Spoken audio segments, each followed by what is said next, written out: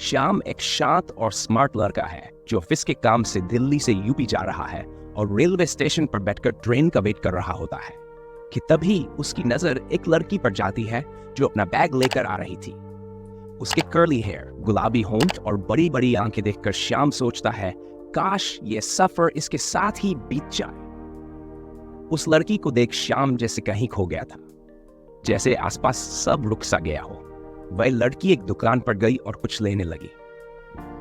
श्याम अभी भी उसको देखे ही जा रहा था और उसे आसपास कुछ भी सुनाई नहीं दे रहा था। इतने में ही वहां से एक ट्रेन गुजरने लगी, जिसके हॉर्न से श्याम होश में आया और उसने देखा कि लड़की शॉप वाले से बहस कर रही है। वह तुरंत ही वहां गया। लड़की गुस्से में कह रही थी, भैया आप लोग कितना बेवकूफ बनाते हो आम जनता को। श्याम ने पूछा, क्या हुआ मैडम?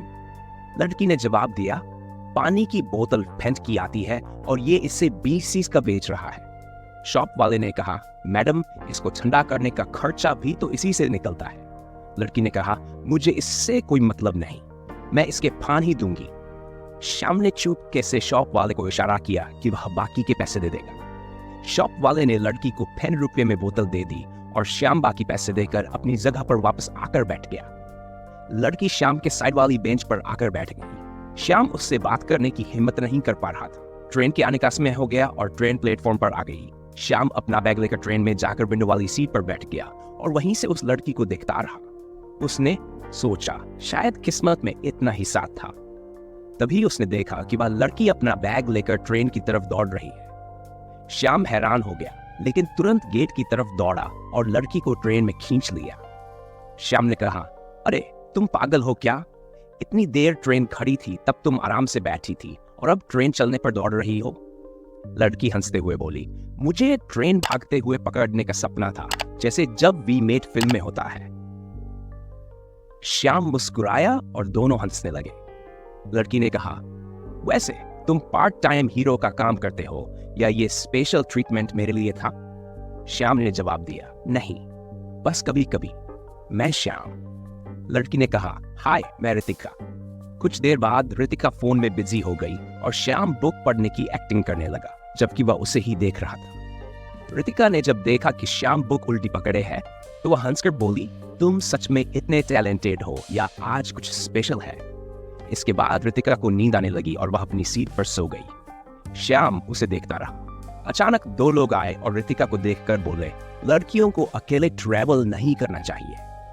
श्याम ने उन दोनों को डराकर भगा दिया। तभी ट्रेन अचानक ब्रेक लगाकर रुक गई। एक लड़का रितिका का फोन छीनकर भागा और श्याम उसके पीछे भागा।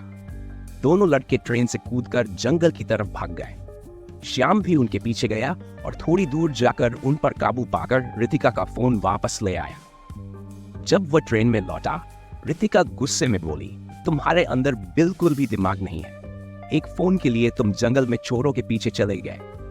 कुछ हो जाता तो? श्याम हंसते हुए बोला, चिल करो, फोन मिल गया ना।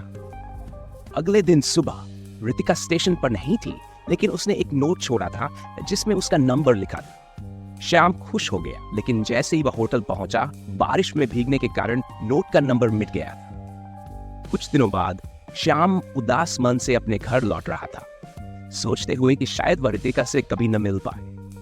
तभी उसने देखा कि स्टेशन पर वही लड़की एक बार फिर पानी की बोतल के लिए लड़ रही थी। श्याम मुस्कुराते हुए बोला, तुम्हें मेरा होना ही किस्मत था। इस बार मैं तुम्हें कहीं नहीं जाने दूंगा।